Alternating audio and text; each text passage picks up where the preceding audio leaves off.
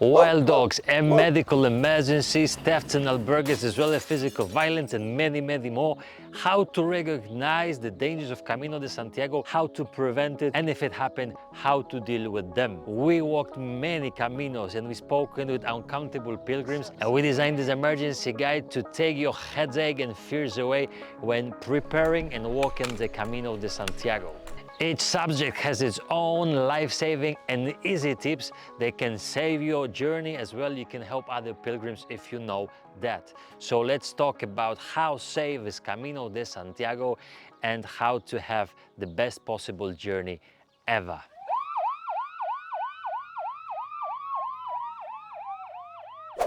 Albergues like in the hostels where all the pilgrims sleep together, probably in the one massive room or in the few big rooms separate built together.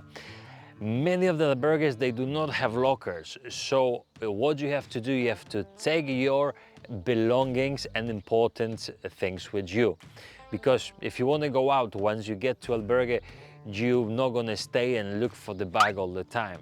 Therefore, we recommend various techniques, and the first and the foremost is having a money belt or a bum bag. This is the bag that you can put on your body. That's a small size bag that you can fit your credential, your passport, as well as your Camino journal, one of your best Camino friends, which you can take with you anywhere. We acknowledge that the theft in albergues is not really a common thing, but it can always happen. And I remember the story of one friend of mine from Argentina who left to get a shower in Zubiri, and when he was coming back from the shower, his stuff were not there anymore. Another of the recommendation is use the lock pads, where you can actually put the password that you only know. That could be helpful to keep your belongings safe. Hide the bag away from the plain sight to make it less accessible for anyone to get.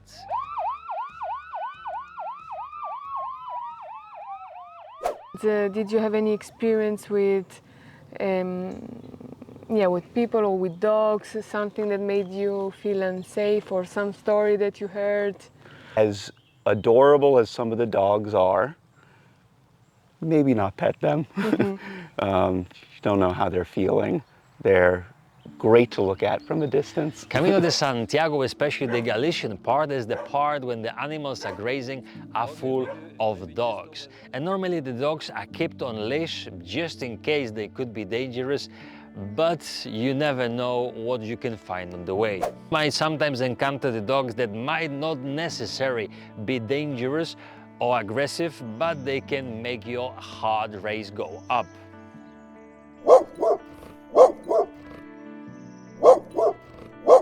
¿No tienes ninguna preocupación? No, ni media, ninguna.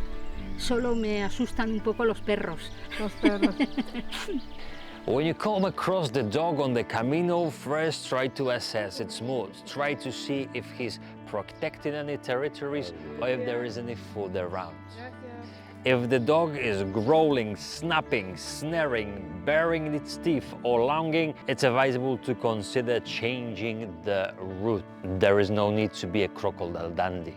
Walking in a group is recommended, as well as having the sticks, walking poles, or maybe even an umbrella as a protection from unfortunate attack of any animal.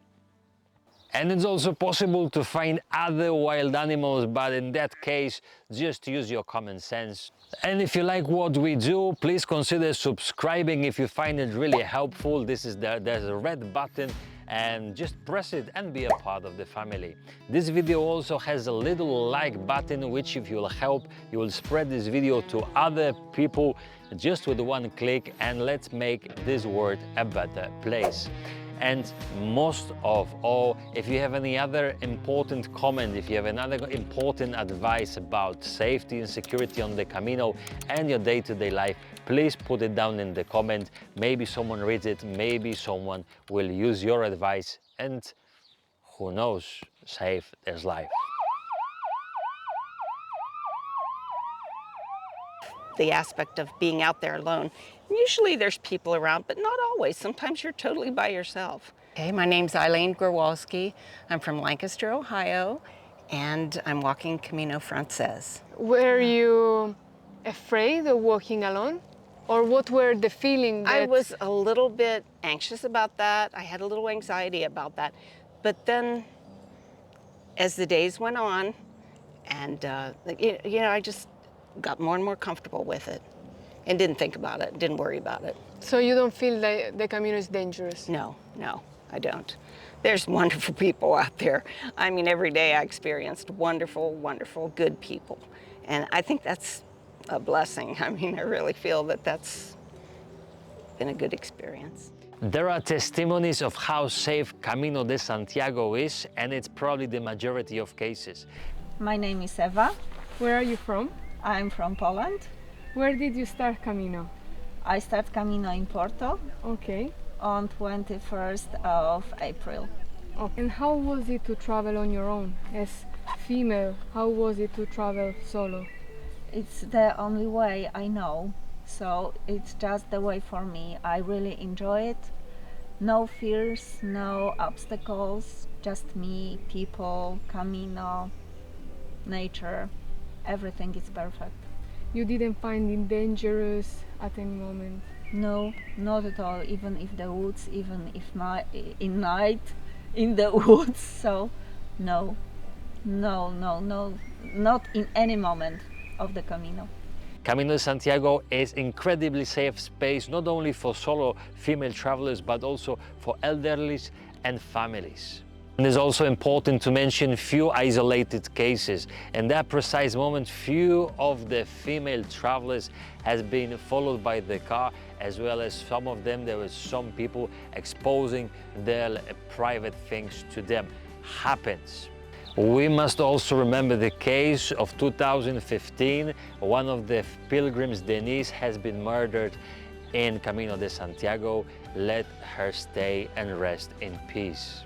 It's crucial to note that those incidents represent only a small minority of occurrences. There is a dedicated police which is allowed and allocated only for pilgrims who monitor the route daily, provide assistance, offer support and investigate any possible cases of abuse. Additionally, there is a helpful app called the Alert Cops that can be downloaded on any device, allowing you to share your location with emergency services if needed. This is a police app that allows you to send a message or call, send a picture to emergency services only in few seconds. The app is totally free and you can use it on absolutely any device. As also the few recommendations, the first one is follow your instincts. Your inner voice, your inner gut will tell you who to trust, where to go and what not to do. Also remember to keep the emergency number 112 in Spain. This is the number like 911 in States or any other in other countries. This is the number to call, which will direct you straight away to the emergency services. And there is also another little device called the whistle, which you can find on many of the backpacks, good quality backpacks. But I would rather recommend to have a separate whistle with you that would allow you to make this high-pitched noise, which can only not scare others from being close to you, but also to advise other people who are next to your vicinity.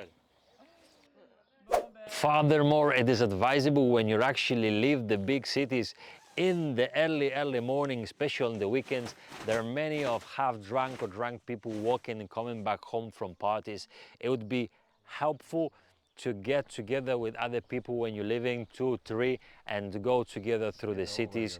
You never know, but it's better be double protected than, after all, regret the decisions. I think it's absolutely a safe place because even though you walk alone, you never really walk alone because there's always someone behind you or in front of you. It definitely helps if you know Spanish. That has been a big advantage. But other than that, if you walk during the day, it's not like you walk during the night without any light. I have only ever felt safe, except the other day when there was this thunder and lightning. I was a bit scared, but in terms of just traveling in Spain, absolutely comfortable.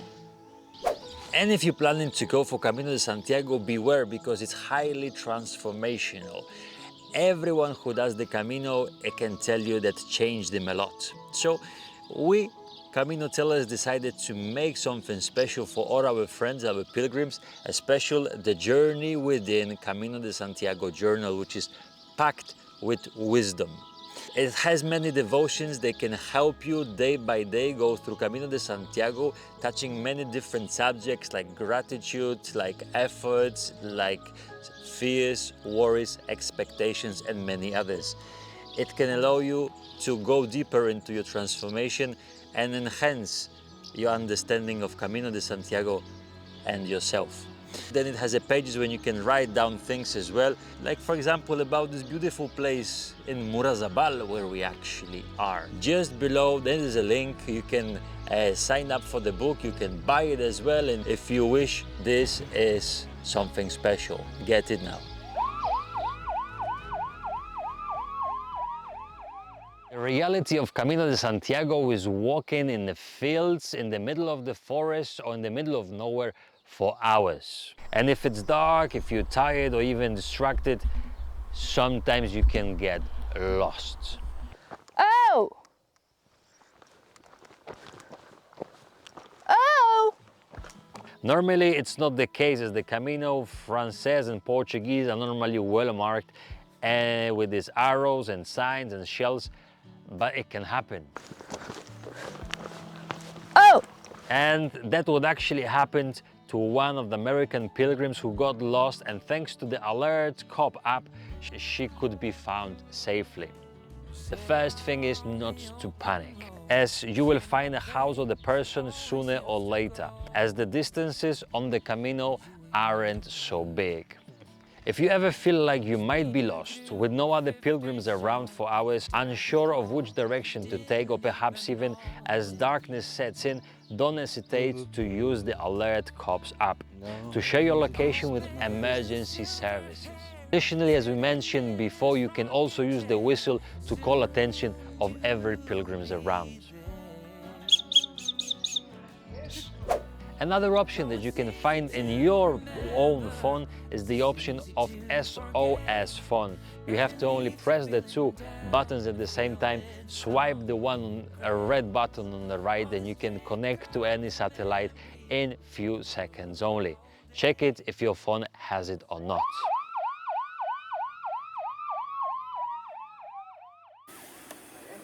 I would definitely say keep an eye out for bicycles.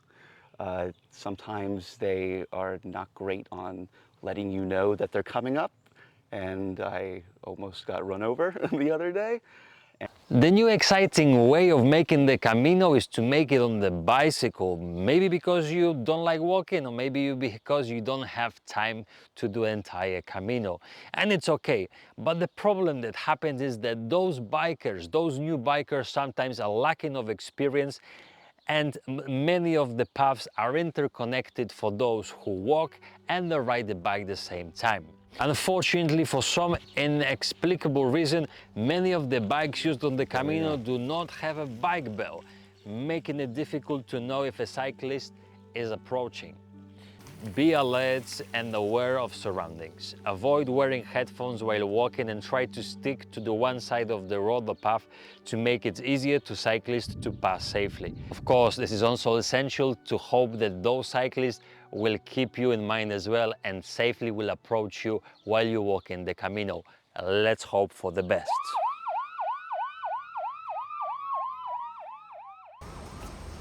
I really don't feel well there. It's Palas del Rey. 4 days before we're actually living. I have to go to the doctor. Oh, terrible night, terrible.